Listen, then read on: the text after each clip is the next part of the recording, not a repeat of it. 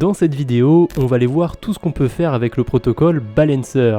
Pour ceux qui ne le connaissent pas, c'est un AMM, donc un protocole qui permet principalement d'apporter des liquidités et de swapper des tokens. Sa particularité réside dans ses pools de liquidités, qui ont deux caractéristiques assez inédites. On va pouvoir retrouver des pools avec plus de 2 cryptos par exemple, et d'après la documentation, le maximum serait de 50 cryptos. Mais on va voir aussi un mécanisme de rééquilibrage, ou rebalancing en anglais, d'où le nom du protocole. Avant de commencer le tutoriel, j'en profite pour vous dire de laisser un j'aime si la vidéo vous plaît, ça aide énormément la chaîne. Et si vous êtes nouveau, sachez que je fais du contenu régulier sur la DeFi, et j'ai déjà fait un guide complet sur AAV. Je vous laisse ça dans la description. Maintenant, on passe sur mon écran et on va voir comment utiliser Balancer de A à Z. Le site se présente comme ça, on peut retrouver plusieurs onglets en haut qu'on va aller explorer, on a aussi un bouton pour revenir à l'accueil, on peut venir connecter son wallet et on va même devoir connecter son wallet si on veut utiliser Balancer, et on peut retrouver aussi toutes les blockchains qui sont disponibles du côté de Balancer. Donc récemment on peut voir qu'il s'est lancé sur Base et Avalanche, mais le protocole est aussi du côté d'Arbitrum, Polygon POS et Polygon ZKVM, Gnosis Chain et évidemment Ethereum. Pour l'instant on va rester du côté Arbitrum, ça va me permettre de vous montrer la première fonctionnalité, une des principales de Balancer, ça va être évidemment l'onglet Swap qui va nous permettre de swapper, d'échanger des cryptos. Alors sur Balancer on peut venir swapper, on peut venir échanger des cryptos, mais c'est pas la manière la plus optimale de le faire sur la DeFi. J'ai déjà fait une vidéo sur le sujet pour vous montrer comment on échange des cryptos de la manière la plus optimale possible. Si ça vous intéresse, vous pouvez retrouver cette vidéo dans les fiches et dans la description. Allez, j'ai fini de digresser, on peut revenir sur Balancer. Alors moi je vais changer un petit peu d'Ether contre de l'USDC. Pour ça, je choisis l'Ether en haut, je choisis l'USDC en bas. Assez instinctif. Hop, je vais le chercher, l'USDC. Il est juste là. Attention, sur la blockchain Arbitrum, on a plusieurs USDC. Vous voyez qu'il y a l'USDC normal, c'est celui qui m'intéresse. L'USDC.E, en fait, c'est l'ancienne USDC qui était officielle sur Arbitrum. C'est celui qui est bridgé depuis Ethereum, d'où le .E. Il est plus trop utilisé maintenant sur la blockchain Arbitrum, donc je vous déconseille de partir sur celui-là. Prenez vraiment celui qui s'appelle USDC tout court. Après, on a d'autres choses aussi avec USDC dans le nom, mais ça va être essentiellement des tokens de pool de liquidité. Mais on en reparlera de ces fameux tokens de pool de liquidité. Donc je clique sur l'USDC, je vais changer un petit peu d'Ethereum, disons à peu près 5 $, ça fera l'affaire. De toute façon que j'échange 5 ou 5 millions de dollars, ce sera exactement le même mécanisme. Je clique sur Preview pour voir la transaction et ensuite je peux la confirmer. Bien évidemment là j'échange de l'Ether, je paye les frais avec, donc j'ai pas besoin de l'approuver. Mais si j'ai changé un autre token sur Arbitrum, j'aurais besoin de l'approuver avant de l'échanger. Bon, ça vous en faites pas, des approbations, on va en faire dans la vidéo, donc vous verrez comment ça marche. Mais de toute façon, si vous avez déjà utilisé un tant soit peu la DeFi, vous connaissez déjà le principe. Donc là, ma transaction s'ouvre sur mon wallet Rabi, je vérifie qu'il n'y ait pas de problème. A priori c'est bon, je vais bien échanger mes Ethereum contre des USDC. Je fais en sorte que les frais ils soient au prix actuel, je vais pas payer ma transaction 2 ou 3 fois plus cher, je vais rester à 0,1 GWay. Je signe ma transaction et là c'est bon. En quelques secondes, mes Ethereum vont s'échanger contre des USDC. Voilà, le temps que je fasse ma phrase, ça c'est fait. Vous voyez que j'ai mes USDC maintenant sur le portefeuille. Et ces USDC, ce que je peux en faire sur Balancer, ça va être de les déposer sur une pool de liquidité. Alors on a quand même pas mal le choix, il y a plein de pools sur Balancer, on peut même créer soi-même ces pools, on va aller voir ça un petit peu après. Mais l'outil qui va m'intéresser le plus pour l'instant, ça va être le filtre. On peut ajouter un filtre sur un token en particulier. Vous voyez que moi j'ai un peu d'USDT, un petit peu d'USDC dans mon portefeuille. Si je veux trouver une pool avec une crypto en particulier, je clique dessus et voilà, Balancer il va me sortir que des pools avec de l'USDC. Je peux même ajouter plusieurs cryptos, je peux filtrer avec l'USDC et l'USDT et là il va me trouver que des pools où il y a ces deux cryptos. Bien sûr on peut pas filtrer à l'infini, au bout d'un moment si je rajoute un autre token, genre allez celui de Balancer, voilà là il me trouve plus de pools de liquidité, ça n'existe pas. En plus de filtrer par token, on peut aussi filtrer par d'autres aspects, on peut filtrer notamment en cliquant sur ces différents boutons. Donc là, pool value, ça va être la valeur de déposer sur une pool en particulier. La pool qui a le plus de liquidité, je pensais pas que c'était celle-là du côté d'Arbitrum, mais c'est celle avec le token de Radiant et le token d'Ethereum. On peut trier par volume, on peut trier par APR. Voilà, ça peut être utile si on cherche un rendement assez croustillant. Après, bien évidemment, c'est pas parce qu'on a un rendement élevé que c'est facile, on va se faire de l'argent, c'est super. Un rendement élevé, généralement, ça s'accompagne d'un risque élevé. Là, pour le coup, je vois qu'on va déposer de l'Ether et du DFX. C'est pas forcément des cryptos que j'ai dans mon portefeuille et c'est pas forcément des cryptos qui vont rester très stables. Après, je connais pas spécialement le DFX, mais voilà, dans le doute, quand vous voyez un rendement élevé, ça veut dire quand même qu'il y a des risques qui viennent avec. Là, je vais remettre le filtre par TVL, par Pool Value, parce que ça m'intéressait justement de voir ce premier exemple avec le token de Radiant et le token d'Ethereum. Vous voyez qu'il y a des petits pourcentages en dessous. Donc le Radiant, il est à 80%, l'Ether, il est à 20%, et on peut retrouver aussi d'autres pools qui sont spéciales, qu'on va pas retrouver forcément partout. La pool avec le Balancer, le Aura, le Arbitrum, ils sont tous à 33%. On a une pool avec 4 cryptos. Sur des protocoles de DeFi plus traditionnels, on va retrouver des pools avec seulement 2 cryptos, avec une parité, 50% de la crypto A et 50% de la crypto B. Là, vous voyez qu'on a quand même beaucoup plus de choix en fait du côté de Balancer. On va retrouver plus de types de pools de liquidité et on va commencer par la particularité des pools 80-20. Donc qu'est-ce qu'il y a de spécial? Pourquoi faire une pool à 80-20 plutôt qu'une pool à 50-50? Et en fait, si vous le croyez dans un token en particulier, ça peut être très intéressant d'avoir une pool 80-20. Sur cette pool, on va retrouver moins d'impermanent loss. Par contre, si jamais le token qui est représenté à 80% sur la pool, si son prix dégringole, ça va avoir un gros impact sur la pool de liquidité. Donc vraiment sur ces pools, j'insiste, on parie sur un token, sur sa hausse par rapport à l'autre qui va être dans la pool. C'est pour ça que généralement les pools 80-20, c'est des pools qui sont sur des stablecoins. Là j'ai un des contre-exemples puisque c'est une pool avec de l'Ethereum, mais c'est aussi très commun de retrouver des pools avec de l'Ether. De toute façon on peut le voir sur mon écran, il y a plein d'autres pools où on retrouve de l'Ethereum. Notamment des pools aussi où on va retrouver plusieurs actifs. Vous voyez que là on peut avoir 4 cryptos, 3 cryptos, mais d'après la documentation, on pourrait même imaginer une pool jusqu'à 50 cryptos. Alors je suis même pas sûr que ça existe et de toute façon je suis pas sûr que ce soit très pertinent de faire une pool avec 50 cryptos différentes, mais où ça arrive d'en voir quelques-unes où il y a 5, 6, 8 cryptos, voire 10 cryptos. C'est rarement les pools qui sont le plus utilisés, mais c'est quand même intéressant à relever comme information. Balancer a une autre particularité par rapport aux autres protocoles où on peut venir déposer des liquidités et faire des swaps, c'est que quand vous déposez des liquidités sur Balancer, les pools vont se rééquilibrer. Alors, en anglais, on dirait rebalancing, donc vous comprenez un petit peu l'origine du nom Balancer. Alors, le rééquilibrage, il est très simple. Imaginez une pool Ethereum USDC à 50% de chaque côté. On a $100 d'Ethereum, $100 d'USDC. Maintenant, l'Ethereum, il fait x2. On va se retrouver du coup avec $200 d'Ethereum et $100 d'USDC. Le 50% de chaque côté, il est plus du tout respecté. Donc ce que va faire Balancer, c'est qu'il va prendre une partie des Ethers et il va les convertir en USDC. Alors ça peut se faire de plusieurs manières. Dans la documentation, je trouve que c'est plutôt mal expliqué. Mais voilà, pour synthétiser, Balancer, il va prendre une partie des Ethereum, comme ils sont trop représentés dans la pool, et il va les convertir en USDC, pour revenir à ce ratio de 50-50. Et cette notion de rééquilibrage, c'est plutôt rare sur la DeFi. À vrai dire, Balancer, c'est un des seuls protocoles à permettre ça. Après, sur les pools où il y a beaucoup de volume, beaucoup de liquidité, le rebalancing, le rééquilibrage se fait tout seul quand les gens vont venir échanger naturellement sur le protocole. Alors je vous déconseille bien évidemment de faire ça, c'est cool, on peut ajouter des pools sur Balancer, mais c'est pas sans risque. Je vais faire un exemple tout simple dans cette vidéo, je vais faire un exemple avec une pool USDC, Bitcoin, USDT.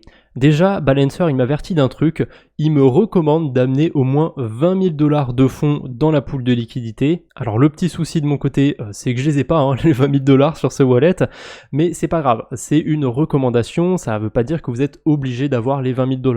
Là, il voit très bien que j'ai que $12 d'USDT, d'USDC, mais je peux quand même continuer, je peux quand même faire ma bêtise, aller créer la pool de liquidité. En fait, ce qui va être dangereux si j'apporte peu de liquidité ou s'il y a certains actifs que je n'ajoute pas dans la pool, ça va être que je vais pouvoir me faire voler, entre guillemets, les gens vont pouvoir faire de l'arbitrage sur la pool et récupérer l'argent que j'ai déposé. Donc là, je choisis les frais que je veux mettre sur la pool de liquidité. Généralement, on va privilégier les frais faibles sur des stablecoins ou des cryptos corrélés entre elles. 0,3% ça va être sur des pools classiques, on va retrouver un actif et des stablecoins, et le 1% ça va être pour des pools plus exotiques. Donc moi je vais mettre 0,3%, ça m'a l'air d'être le plus cohérent pour la pool que je suis en train de créer. Je clique sur Next, et là je vais devoir ajouter les premières liquidités au protocole, donc imaginons que je mette tous mes USDC, tous mes USDT, là le protocole il me met en garde, il me dit que je peux perdre jusqu'à 12,65$, donc tout ce que je déposerai sur Balancer, et en fait ça ce serait dû à des failles d'arbitrage. Comme j'apporte peu de liquidité, ça va être facile de venir manipuler le prix du Bitcoin dans la pool. En plus je mets même pas de Bitcoin dans la pool, donc je pense que ça c'est d'autant plus facile de venir faire un arbitrage là-dessus. La preuve, si j'ajoute à peu près 5$ de BTC, mes pertes maximales tombent à 7,06$. Donc c'est pas quelque chose à prendre à la légère, les pools de liquidité sur Balancer. Si vous voulez en créer une, il va vous falloir pas mal de liquidité. Est-ce que vous avez vraiment un intérêt à en créer une? Ça généralement ça va être si vous lancez un token, si vous avez un projet sur la DeFi. En dehors de ça, si vous êtes un utilisateur un petit peu lambda, c'est pas très utile comme fonctionnalité, mais j'avais quand même envie d'en parler dans cette vidéo, déjà parce que c'est un guide complet sur Balancer, et parce que je trouve ça quand même sympa à couvrir. Maintenant qu'on a fait une approche un petit peu théorique du protocole, on va rentrer dans la pratique. Je vais commencer à déposer un petit peu de crypto dessus pour voir comment ça marche. Donc j'ai choisi de déposer les USDC que je venais fraîchement d'échanger sur Balancer, et ces USDC, je vais aller les déposer sur la pool avec que des stablecoins qu'on peut voir ici, USDC, DAI, USDT, USDC.E. J'ai pas choisi cette pool de liquidité pour rien. Vous voyez qu'il y a des petites étoiles à côté du rendement. Si je survole ces petites étoiles, on peut voir qu'il y a pas mal de choses qui sont décrites. Alors ne vous en faites pas, c'est pas très compliqué à comprendre. Le premier truc qu'on voit, c'est 0,16% de swap fees. Ça, c'est les frais qui vont être générés par la pool de liquidité. Quand les gens vont venir faire des échanges sur la pool, ça va générer des frais. Et ces frais, pour l'instant, c'est 0,16% annualisé. Bien sûr, ça fluctue. Là, on peut voir qu'il y a eu 700 000 $ de volume. S'il y avait eu le double, il y aurait eu 0,32% de swap fees APR. En dessous, on va avoir des intérêts bonus, des incentives. Donc, c'est réparti en deux tokens. On peut voir qu'il y a des incentives dans le token de Balancer et dans le token d'Arbitrum. Donc, le token d'Arbitrum, c'est plutôt cool. On a 5% d'intérêt payé en token Arbitrum quand on dépose sur la pool, c'est plutôt sympa. Et par-dessus ça, on va avoir aussi des intérêts en Balancer, et c'est là que c'est un petit peu spécial. Vous voyez qu'il y a une valeur minimum, une valeur maximum. Comment on fait pour avoir la valeur maximum? Il faut staker des jetons Balancer. Ça va être un petit peu plus compliqué que ça d'ailleurs, on va en reparler quand on verra la gouvernance sur Balancer, mais en fonction du nombre de tokens Balancer que vous avez bloqués, et aussi sur la durée que vous les bloquez, vous allez pouvoir augmenter votre rendement. Si vous n'avez pas du coup de token Balancer bloqué, partez du principe que vous avez le minimum. C'est même pas partez du principe, de toute façon vous avez le minimum. Donc dans ce cas-là 0,13%, ce qui est vraiment pas grand chose, et de toute façon même le maximum sur le Balancer ne représente pas une grosse partie du rendement. Vous voyez que vraiment le gros du rendement ici, ça va être en token Arbitrum. Je vais prendre quand même un autre exemple parce qu'il y a aussi un autre type de rendement qui est important à prendre en compte, ça va être autour du liquid staking. Vous voyez que là il y a une pool avec du WST Ethereum, et du coup on le retrouve dans les rendements. Il y a un APR autour du WST-ETH. Donc le WST-ETH, c'est chiant à dire déjà, et c'est aussi un token de liquid staking. C'est un Ethereum staké qui génère des intérêts, et du coup sur la pool de liquidité, ces intérêts qui sont générés, ça représente un rendement de 0,79% annualisé. Donc vous n'allez pas être payé en WST-ETH, c'est les intérêts qui sont nativement générés par ce token. C'est pas le seul token, on a aussi le RETH qui est sur le même principe de liquid staking qui va générer nativement des intérêts. On peut le retrouver, ici on a 0,6% d'APR sur le RETH, mais c'est pas des rendements qu'on va pouvoir venir réclamer, c'est des rendements qui vont se faire naturellement en détenant du RETH. Je voulais faire une petite précision là-dessus, ça me semblait assez important. Maintenant qu'on a bien vu comment marchent les rendements sur Balancer, on peut enfin déposer sur la pool de liquidité. Donc je reviens sur ma petite pool de stablecoin, je clique dessus. Là je peux voir le volume, je peux voir la TVL, je peux voir les frais qui sont générés, ça met différents graphiques, je peux même changer les valeurs de temps, je peux voir sur les 6 derniers mois, sur l'année en cours, sur depuis toujours. Voilà, j'ai le choix au niveau du graphique. D'ailleurs sur cette pool, j'avais beau changer la date, ça changeait pas grand chose. Vous voyez qu'entre 90 jours et 365 jours, c'est exactement le même graphique. C'est tout simplement parce que la pool, elle a pas encore assez d'ancienneté. Bref, ça c'est juste l'aspect graphique, c'est juste pour voir un petit peu les données autour de cette pool de liquidité. Maintenant, pour ajouter des liquidités, c'est assez simple. On clique sur le bouton Add Liquidity. Et là, ce qui est bien, c'est que Balancer, il voit déjà ce que j'ai dans mon portefeuille et il me propose de déposer que de l'USDC et de l'USDT, parce que j'ai pas de DAI, j'ai pas d'USDC.e. Et ça, c'est une particularité aussi de Balancer, c'est que je suis pas obligé d'avoir tous les tokens pour entrer dans une pool. Quand on voit une pool où il y a 4 cryptos, 6 cryptos, 8 cryptos, ça a l'air un petit peu embêtant, mais finalement, on n'a pas besoin d'avoir toutes ces cryptos pour entrer dans la pool. Alors, ça peut aussi venir générer des risques de pas rentrer avec toutes les cryptos, notamment des impermanent loss, mais là, comme il y a que des stablecoins dans cette pool, je risque pas d'impermanent loss. Ils sont tous censés rester au même prix. Je vais venir déposer mes USDC, et c'était pas prévu, mais tant qu'à faire, ils sont dans mon portefeuille, donc je vais aussi déposer les USDT. Là, je vais devoir approuver, bien sûr, ces 2 stablecoins. Donc c'est ce que je vous avais dit un peu plus tôt dans la vidéo, qu'on allait voir comment ça marche les approbations. Donc j'ai quelques USDC dans mon portefeuille, je vais les approuver. Je fais en sorte d'ailleurs d'approuver que la quantité d'USDC que j'ai dans mon portefeuille. C'est plus safe de faire ça. J'avais déjà fait une vidéo sur le sujet. Si ça vous intéresse, ça peut vous éviter de vous faire hacker plusieurs années après sur la DeFi. Parce que moi, ce qui m'était arrivé, c'est qu'il y a un truc que j'avais approuvé. 3 ans après ou 2 ans après, le smart contract s'est fait hacker. Et j'ai des fonds qui ont pu être dérobés grâce à ça. Donc je vous laisse ma vidéo sur le sujet si ça vous intéresse. Là je continue mes petites transactions en attendant. L'USDC c'est approuvé.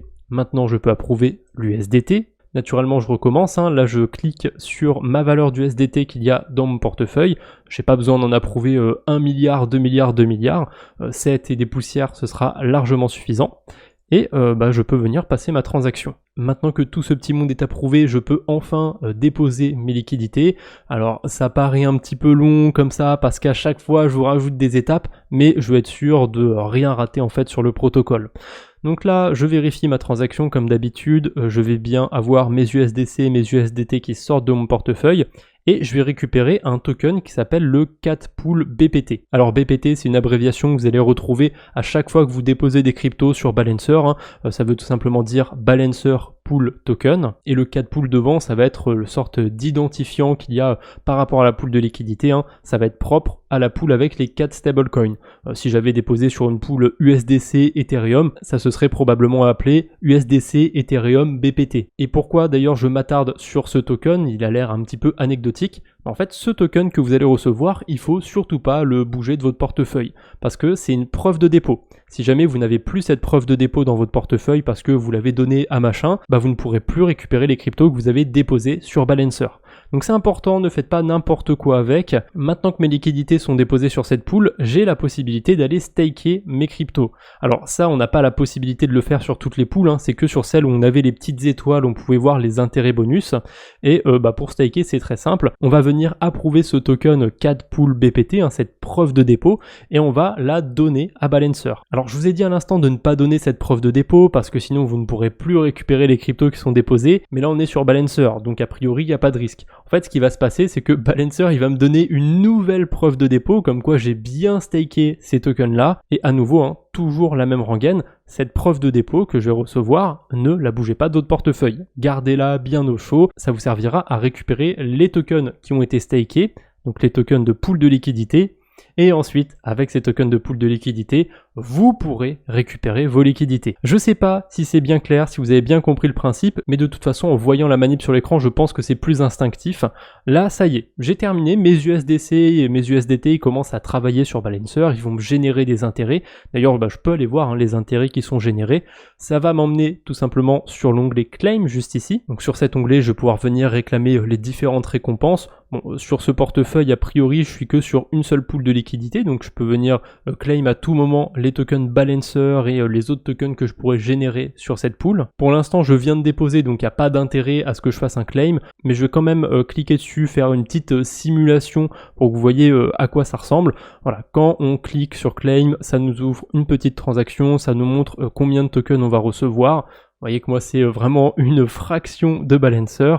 On signe sa transaction, on vérifie les frais qui ne soient pas trop élevés comme d'habitude, et là on peut récupérer ses récompenses. Bon, moi je vais cliquer sur cancel, je vais pas le faire parce que c'est pas du tout intéressant pour moi. Il y a un autre onglet qui va vous être très utile autant que l'onglet claim, ça va être l'onglet portfolio où vous pouvez retrouver tout simplement tout ce que vous avez déposé sur Balancer, que ce soit des pools normales ou des pools où on peut venir staker. Là je peux voir que j'ai mes stablecoins qui sont stakés, je peux même voir le boost que j'ai sur la pool de liquidité, c'est le boost qui va venir déterminer si j'ai 0,13% de Balancer ou alors si j'ai plus de Balancer que ça.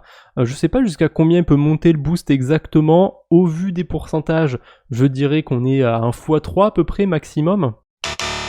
Moi pour le coup il est à x1, c'est le minimum, ça veut dire que je ne stake pas de token balancer. Et je pourrais venir en staker, c'est assez facile à faire, mais c'est quand même pas réservé à tout le monde. Vous allez comprendre pourquoi je dis ça. On peut cliquer sur VEBAL pour aller staker des balancers, enfin bloquer même des balancers. Donc là ça va m'emmener sur le mainnet, ça va m'emmener sur la blockchain Ethereum parce que c'est que de ce côté-là que ça se passe. On va pouvoir retrouver la gouvernance aussi sur cet onglet. Donc je me mets sur le réseau Ethereum. Et là comment ça marche, comment on va venir bloquer des tokens balancer? Et en fait c'est plus compliqué que ça. Il faut d'abord ajouter des liquidités sur une pool 80-20, et pas n'importe quelle pool, ça va être la pool balancer Ethereum. Donc en fait, quand on va venir bloquer des balancers pour participer à la gouvernance et compagnie, on va aussi bloquer un petit peu d'Ethereum. Comme d'habitude, pour déposer dans les pools de liquidité, vous êtes vraiment guidé, vous avez des boutons qui vous écrivent précisément ce que vous allez faire en cliquant dessus. Là, on va pouvoir ajouter des liquidités dans la pool balancer Ethereum. Vous voyez que moi, j'ai que de l'Ether d'ailleurs sur ce portefeuille, et j'en ai pas beaucoup, donc je vais pas pouvoir venir déposer des liquidités.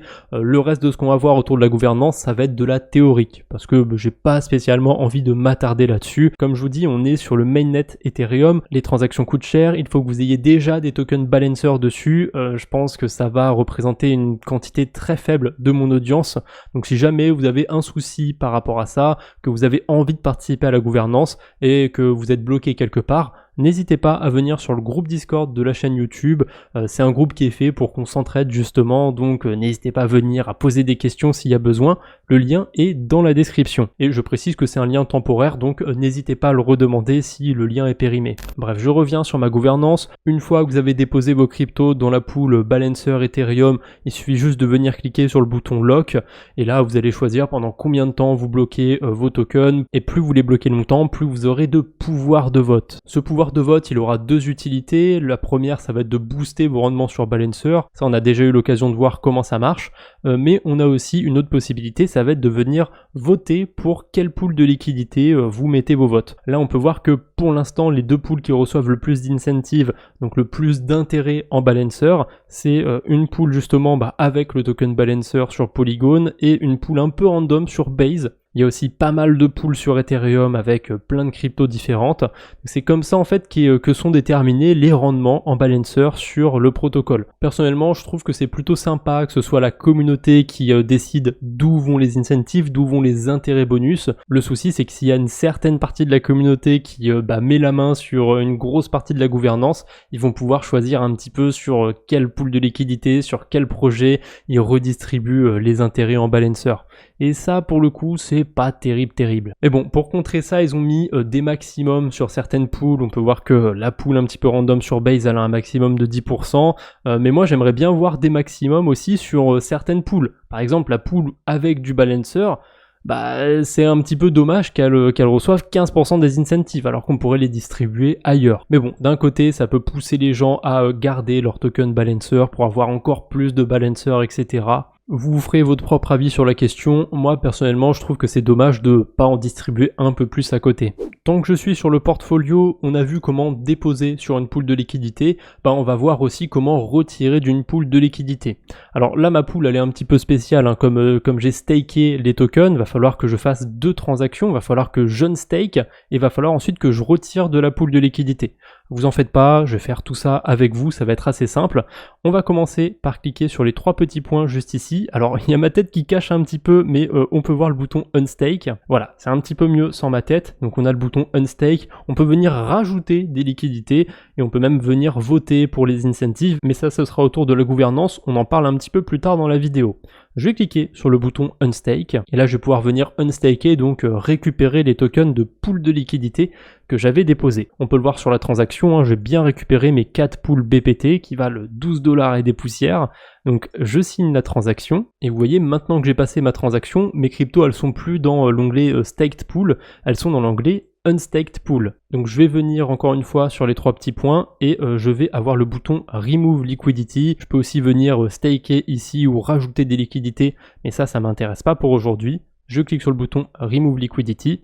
Je peux choisir d'ailleurs de sortir dans toutes les cryptos de la pool, donc une partie en USDC, une partie en DAI, en USDT, en USDC.E. Ça va dépendre en fait de comment c'est réparti dans la pool, parce qu'on a certaines pools où il n'y a pas de pourcentage, où il n'y a pas de rééquilibrage. Ça va être le cas de cette pool de stablecoin. C'est pour ça qu'on n'a pas vu de pourcent d'ailleurs dessus. Mais je peux aussi décider de sortir en une seule crypto. Donc moi je vais sortir entièrement en USDC. Je clique sur Preview et je clique sur Withdraw, tout simplement. Juste ma petite transaction à passer et je récupère mes USDC. Comme d'habitude, je vérifie qu'il n'y a pas de problème. Voilà, je vais bien recevoir mes USDC. Je peux signer ma transaction. Pour ceux qui sont restés jusque là, on va voir quelques stratégies qu'on peut mettre en place sur Balancer qui sont un petit peu plus spéciales. Ça va être des stratégies notamment pour parier à la hausse ou à la baisse sur une crypto. Alors bien sûr, on peut aller mettre des longues, mettre des shorts sur des plateformes de dérivés, mais on peut aussi faire des stratégies sur Balancer. Ça peut avoir des intérêts de passer par Balancer pour faire ça. On peut venir déjà parier à la hausse sur une crypto, donc on va venir prendre une pool Bitcoin, Ethereum et Stable3. Alors c'est quoi Stable3? En fait Stable3 ça va être des stablecoins dollars. Il y a une pool de stablecoins sur Balancer, sur la blockchain Gnosis, elle est juste ici. On peut voir qu'il y a de l'USDT, de l'USDC et du XDAI. Et en fait quand on dépose des liquidités dans cette pool, la preuve de dépôt qu'on va recevoir, elle s'appelle Stable3. Donc c'est pour ça que sur certaines autres pools de liquidités, on va retrouver ce fameux Stable3, c'est tout simplement des stablecoins. Donc on peut voir déjà un truc qui est pas mal sur Balancer, cette sorte d'inception. On peut mettre des pools de liquidités dans les pools de liquidités. C'est un aspect qu'on n'avait pas vu, mais ça va forcément amener un petit peu plus de risques. Là dans le cas des stablecoins, ça a quand même pas mal de sens de faire ça, mais s'il y a un des 3 stablecoins qui se pète la gueule, ça peut avoir des conséquences sur toutes les pools qui vont prendre ce Stable3 en compte. Mais bon, on va rester optimiste. On va imaginer qu'il n'y a pas de problème avec cette pool de stablecoin. Qu'est-ce qui se passe si je viens sur Balancer et que je dépose que des stablecoins sur la pool Ether, Bitcoin, stablecoin? Je vais pouvoir parier à la hausse sur BTC et ETH. En fait, si BTC et ETH montent en termes de prix, la pool elle va devoir se rééquilibrer. C'est ce qu'on a vu au tout début de la vidéo. Et pour se rééquilibrer, il y a un peu de Bitcoin, un peu d'Ether qui vont être vendus contre des stablecoins, et du coup on va se retrouver avec plus de stablecoins dans la pool de liquidité. Et forcément, s'il y a plus de stablecoins dans la pool de liquidité, ça veut dire que quand je vais ressortir, j'aurai plus de stablecoins qu'au début. Bien évidemment, à l'inverse, si je dépose que des stablecoins, qu'Ether et BTC, leur prix baisse, la pool elle va devoir se rééquilibrer, et pour se rééquilibrer, il y a des stablecoins qui vont être vendus pour acheter de l'Ether et du BTC, et là, si je ressors de la pool de liquidité qu'avec des stablecoins, je vais être perdant. Dans le cas où je pariais à la baisse, ça va être l'inverse, je vais pas rentrer avec des stablecoins, mais avec une crypto. Alors, on va reprendre l'exemple de la pool Ether, Bitcoin stable, sauf qu'on va virer soit l'Ether, soit le Bitcoin, c'est comme vous voulez pour cet exemple, pour que ce soit un petit peu plus simple. Parce que forcément, l'Ether et le Bitcoin, ils vont fluctuer entre eux, ça on va pas le prendre en compte dans la démonstration. Imaginons qu'on dépose que du Bitcoin ou que de l'Ether dans la pool et qu'il y a du stablecoin avec. Si le prix du Bitcoin ou de l'Ether y baisse, la pool elle va devoir se rééquilibrer. Donc il y a des stablecoins qui vont être vendus pour acheter du Bitcoin et de l'Ethereum. Et forcément, dans ce scénario-là, on se retrouve avec plus de BTC, plus d'Ether qu'au départ. Et si on ressort, on est gagnant. Et du coup, on aura accumulé plus de BTC, plus d'Ethereum. À l'inverse, si Bitcoin, si Ether augmente, on se retrouve avec moins de Bitcoin, moins d'Ether dans la pool. Et là, c'est pas très intéressant pour nous. Donc c'est quand même risqué de venir parier à la hausse ou à la baisse. Prenez en compte le fait que vous avez des chances de vous retrouver avec des pertes en faisant ça. Voilà, on a fait le tour de Balancer, de tout ce qu'on pouvait faire dessus. J'espère que cette vidéo vous aura plu.